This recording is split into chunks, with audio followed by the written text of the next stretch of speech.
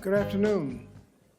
I want to thank everyone for being here today, including Whip Clark, Leader Schumer, Senator Sanders, Congressman Fitzpatrick, Senator Murray, Jonna Hayes, and most importantly, the workers in the room. And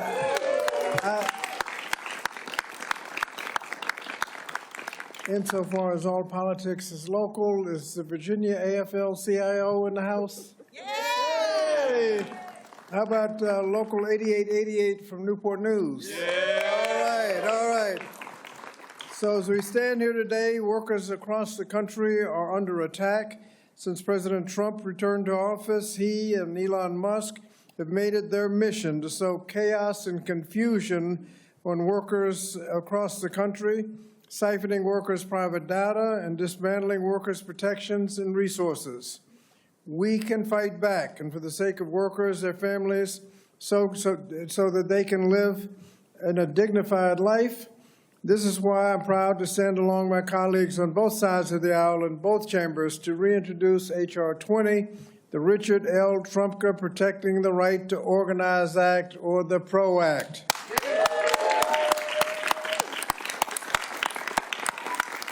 This bill is the most significant upgrade in U.S. labor law in over 80 years. For too long, workers have suffered from anti-union attacks and toothless labor laws that have undermined their right to work safely and be paid fairly. The PRO Act will hold law-breaking employers accountable by establishing meaningful penalties for employers who violate workers' rights.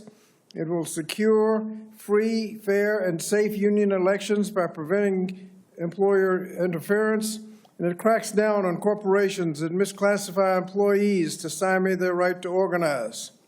This is a critical moment for workers in American history. We cannot abandon workers, the backbone of the American economy, when they're under attack from anti-worker politicians and law-breaking corporations. Congress must act and pass the PRO Act to ensure that workers can form a union, bargain for higher pay and better benefits, and enjoy safer workplaces. So I urge my House and Senate colleagues on both sides of the aisle to join us in supporting this bicameral, bipartisan legislation ensuring that workers can achieve what they are owed for their hard work. And so it's now my pleasure to turn it over to the Senate champion for workers, the ranking member of the Senate Help Committee, the senator from Vermont, Bernie Sanders.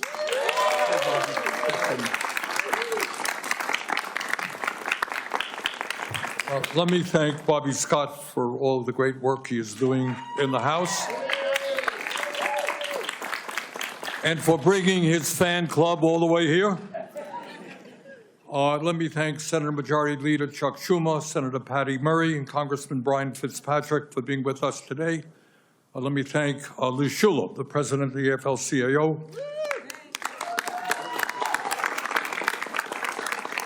who represents over 15 million workers throughout this country.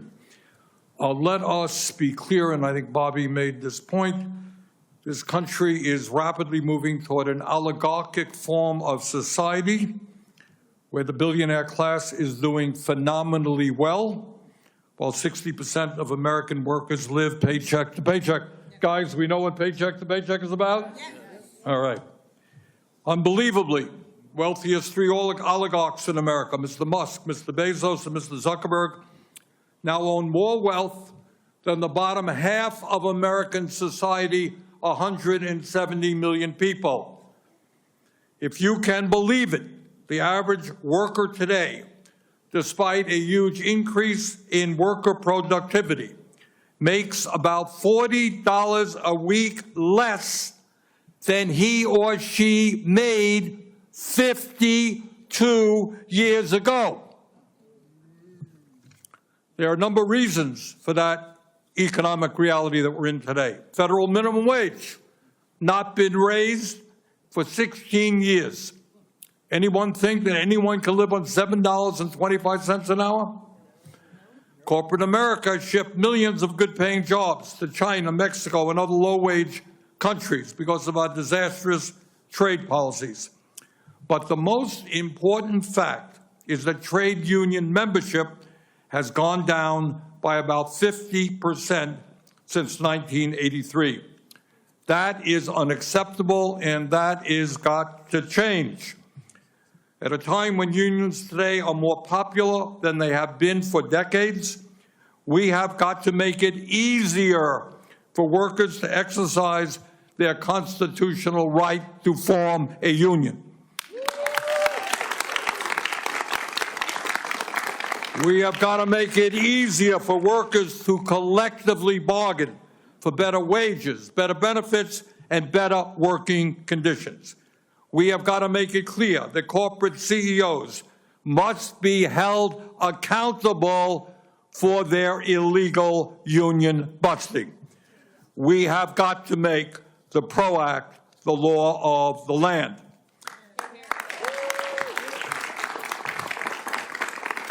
I was proud that, that as the chairman of the Health, Education, Labor, and Pensions Committee, we passed, with Patty Murray's help, for the very first time, the PRO Act out of our committee last Congress.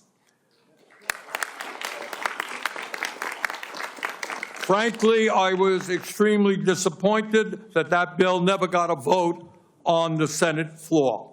It is important that the American people know where their senators stand on this important piece of legislation. Now, Bobby listed all of what the PRO Act does to protect workers, so I'm not going to go over that. But what I will say is that in the last few weeks, we have seen Elon Musk, the wealthiest man on earth, single-handedly terminate the jobs of hundreds of thousands of federal employees, many of whom have dedicated their lives to public service, and many of whom are veterans who put their lives on the line to defend our country. Now, some people out there will say, well, you know, that's too bad, but I don't have to worry because I am not a federal employee. But guess what?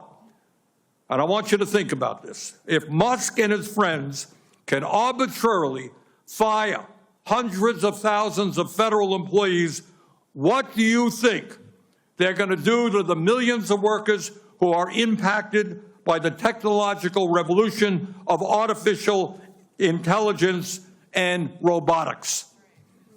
What do you think they're going to do to those people? Do you think they give a damn about those workers, or they simply toss them out onto the streets, which is precisely what they will do?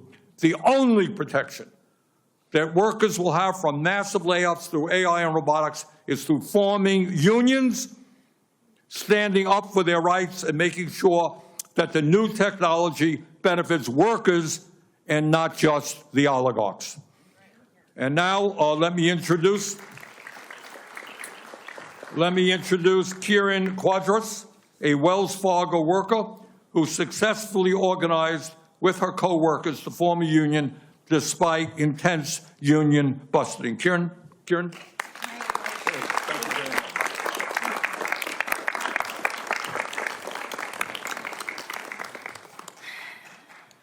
Thank you, Senator Sanders.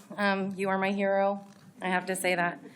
Good afternoon. My name is Karen Quadras. I started my career at Wells Fargo over 22 years ago, first as a teller, then as a branch manager, and later as an investigator. Our department handles misconduct allegations against Wells Fargo from both employees and also customers. It was created because of the fake account scandal and the numerous consent orders. Every day, my coworkers and I made a real difference. When working at the branch, we were able to help people through their financial struggles, like a single mom who came in with significant overdraft fees and a negative account balance. We were there to turn her life around and get her back on her feet.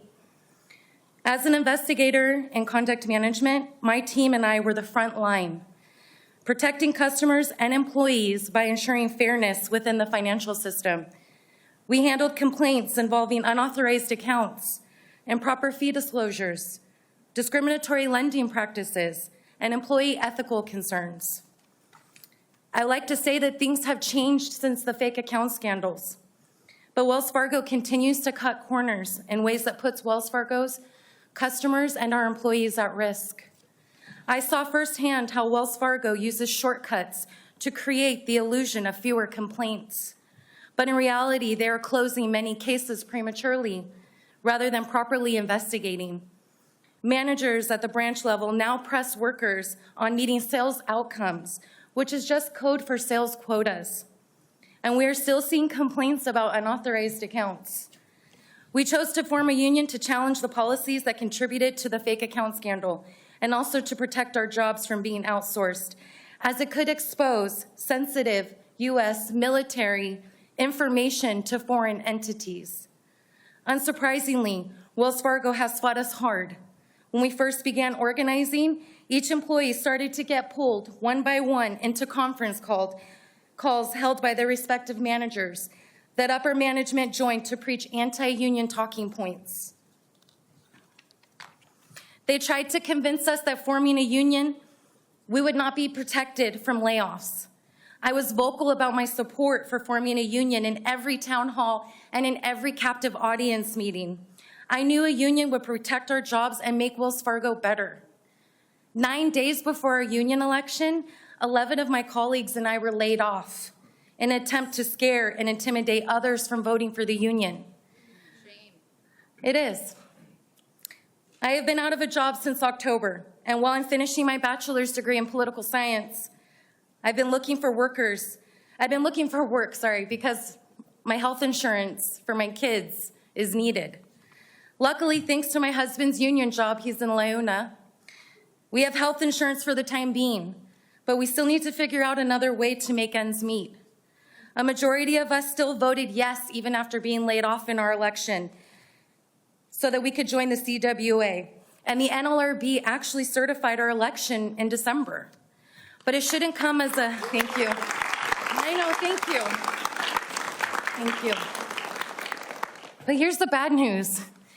It shouldn't come as a surprise to anyone that Wells Fargo is flaunting the law. Wells Fargo is refusing to recognize our union or to begin contract negotiations, which it's legally obligated to do so. Why? Because they're a corporate giant? Because they are greedy? Without a quorum at the NLRB or any legal recourse, we are stuck in limbo, which is frustrating and outrageous. Despite everything, I wouldn't change a thing. My coworkers and I are continuing to fight for our union. The union is our collective voice, even though they told us they were a third party. We told them it is our voice. But labor law needs more teeth so employers like Wells Fargo can't get away with undermining and violating our rights every step of the way. We need legislation like the PRO Act because weak labor laws allow companies like Wells Fargo to union bust. They're trying to make sure that we're scared so that we won't form a union. The PRO Act puts power back into the hands of workers and imposes real penalties instead of a slap on the hand for breaking the law and bans mandatory anti-union meetings like the ones we face on a consistent basis. I'm proud to stand with labor champions like Senator Sanders, Schumer, and Murray, and also Representatives Jeffries, Fitzpatrick, and Scott in support of the PRO Act. I look up to you guys. Let's pass the PRO Act to ensure every worker has a fair opportunity to organize and negotiate a just contract, because all workers in every sector and across all political affiliations, it doesn't matter if you're Democrat, it doesn't matter if you're Republican, this affects us all, we're humans. We deserve a voice in the workplace. We need to stand up to corporate greed. Let's not forget the reason. I think that's the main point. Do not forget the reason that you all have an 8-hour workday. You have overtime pay, and there are child labor laws in effect, and it's because of unions. Yeah. Thank you. Thank you. Thank you. Our next speaker is the House Democratic Whip, the gentlelady from Massachusetts, Ms. Clark, Catherine Clark. Thank you so much. I am so honored to be here with my colleagues in support of the PRO Act. I am so honored to be here with workers and labor leaders. And Kiernan, we are so honored to be here with you.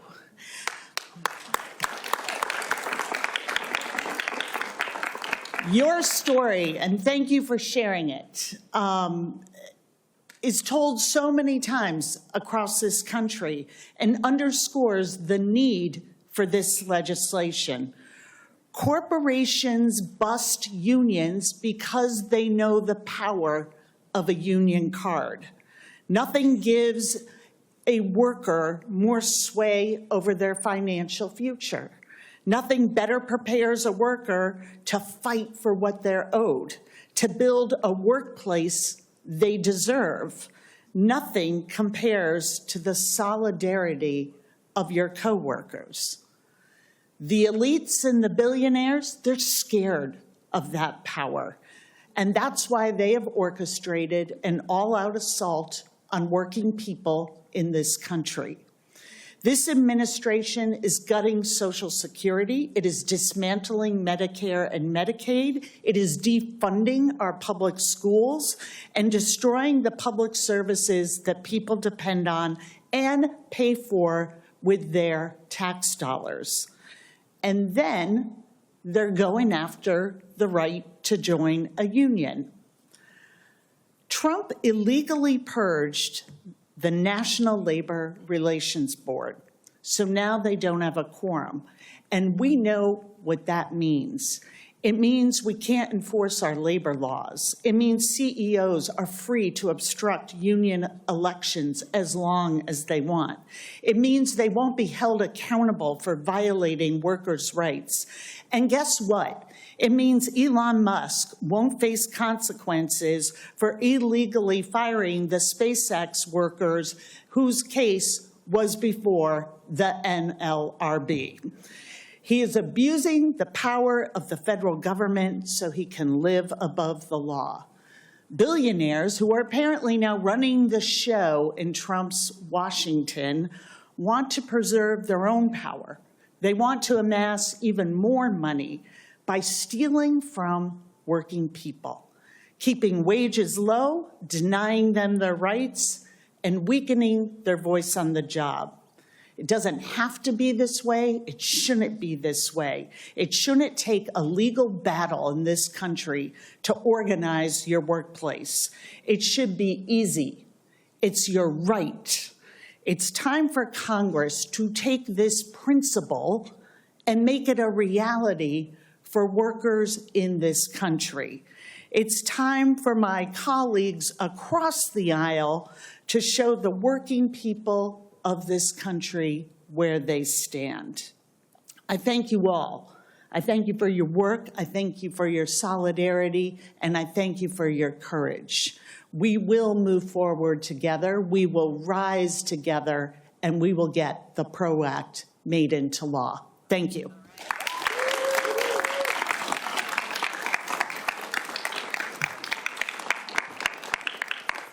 Our next speaker is the leader of the Democrats in the Senate, Senate Democratic leader, gentleman from New York, Chuck Schumer.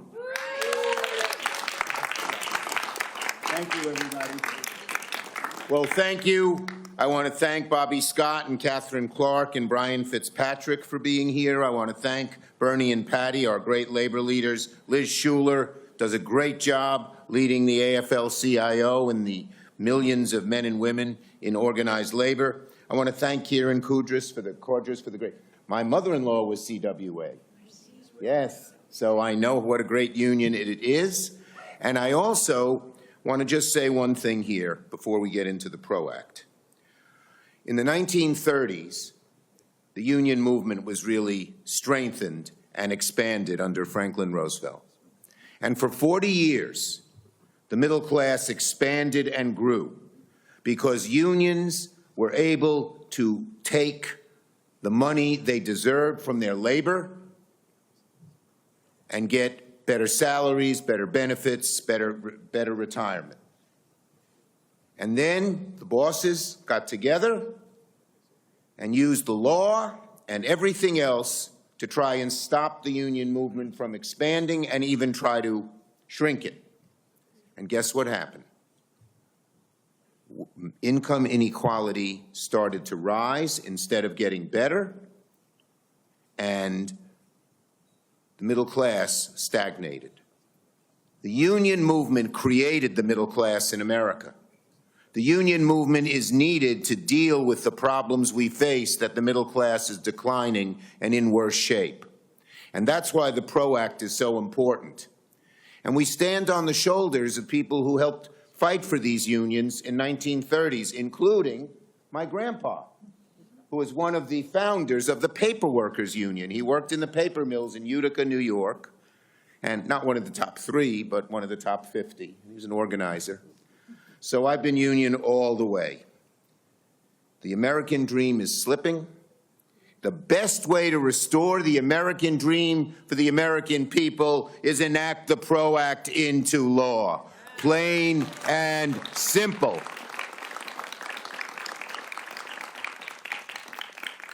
Corporations are reaping more and more of the profits.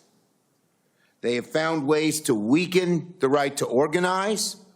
They have basically captured the Republican Party, as represented by what they're doing right now in the Senate on the NLRB, which Catherine Clark mentioned, and we need it.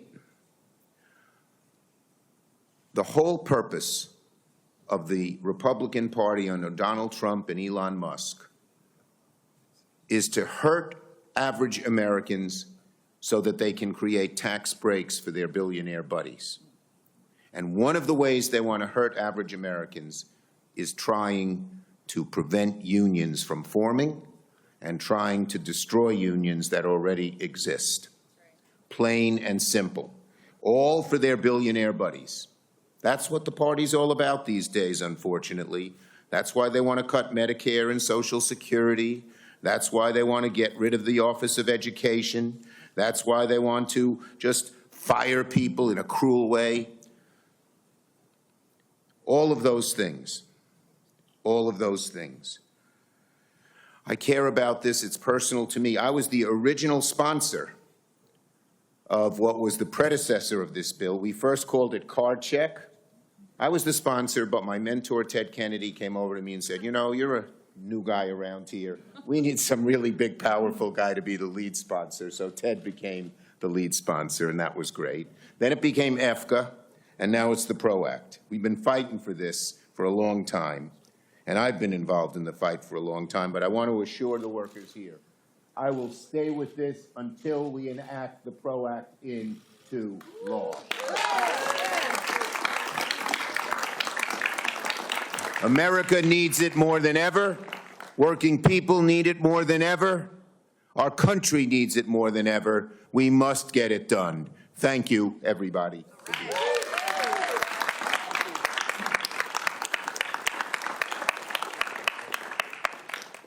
Our next speaker is a senator from Washington State, the ranking member on the Committee on Appropriations, Senator Patty Murray. All right. Thank you, Bobby. Always great to work with you and all of our legislative leaders, but mostly I want to say thank you to the workers who are behind me and in front of me. Thank you for being here. You know, the difference in values between Democrats and Republicans, the difference in who we are fighting for, could not be more clear or more stark. Right now, Donald Trump and Elon Musk are attacking workers, including mass firing people by tens of thousands left and right, regardless of how important their work is or the skill and pride with which they are doing it.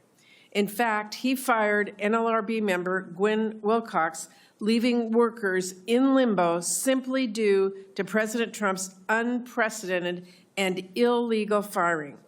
Meanwhile, I want you to know Democrats are fighting for our workers. We're fighting to protect those who are being attacked by Trump and Musk, and fighting to empower workers across our country to better advocate for themselves and wield their rights at this pivotal moment. That is why reintroducing the PRO Act is more important now than ever. This is about making sure that we are not just pushing back, but also pushing forward, charting a positive vision for workers and daring Republicans to make their actions match their words. Who do you stand with? The billionaires like Elon Musk and Donald Trump, whose favorite two words are "you are fired"? Or do you stand with hardworking American women and men, people who just want fair pay, decent treatment, and a government that actually works to make their lives better, not worse? That should not be too much to ask. I'm very proud to be a leader of this bill, and I want you to know I will keep fighting, come hell or high water, to make it easier for workers to join together and fight for the better pay and working conditions they deserve. Thank you.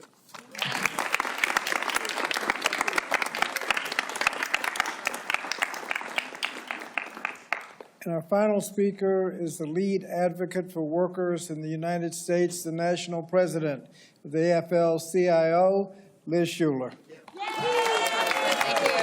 Thank you. Well, good afternoon, everyone. And I am just beaming with pride looking at all of the workers up here because it's just absolute courage and tenacity and fight and drive. And they're standing up for everyone.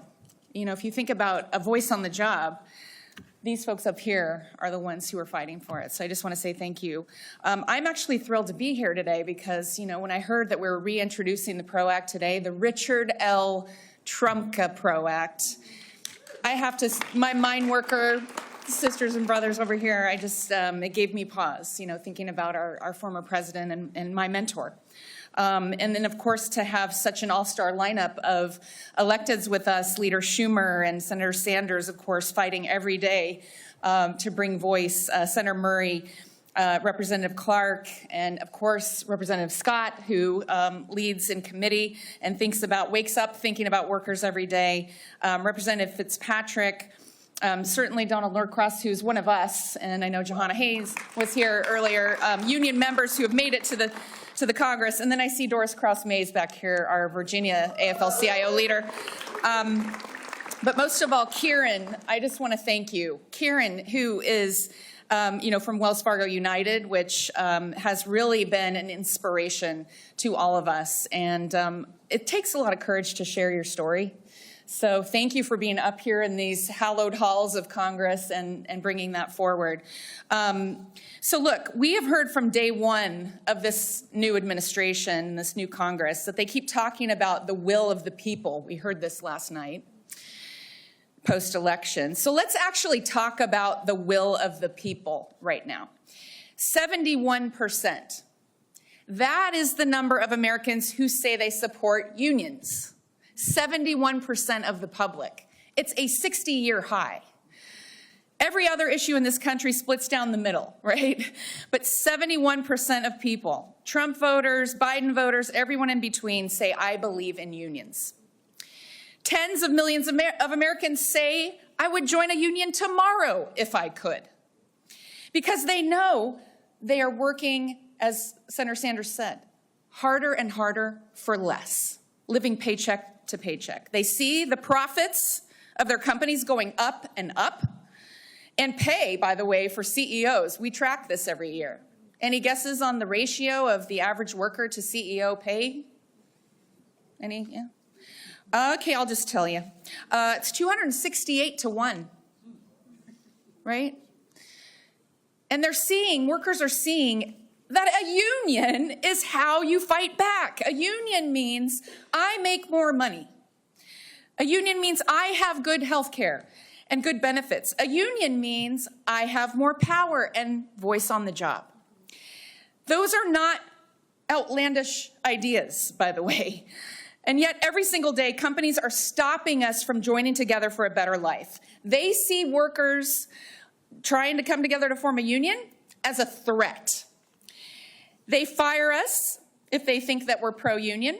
They put us in rooms, you've heard of this, captive audience meetings, for hours and hours where they force us to listen to anti-union propaganda.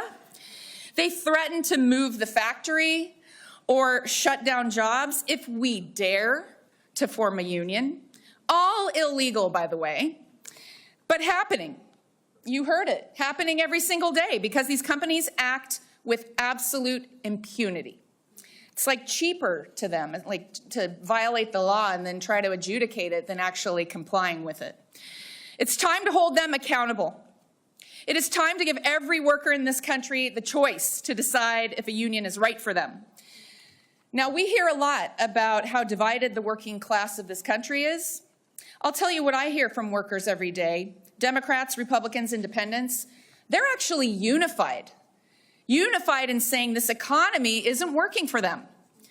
The rules are written for the richest and most powerful people in this country. That's what I'm hearing. And I'm hearing that this is the moment to do something about it. We have nearly 15 million workers in our labor movement in the AFL-CIO who want to protect our right to organize, who want to stand up for fairness and opportunity, and who are ready for this fight. Are you ready for this fight? Yes. That's what I thought. Let's get it done. Thank you.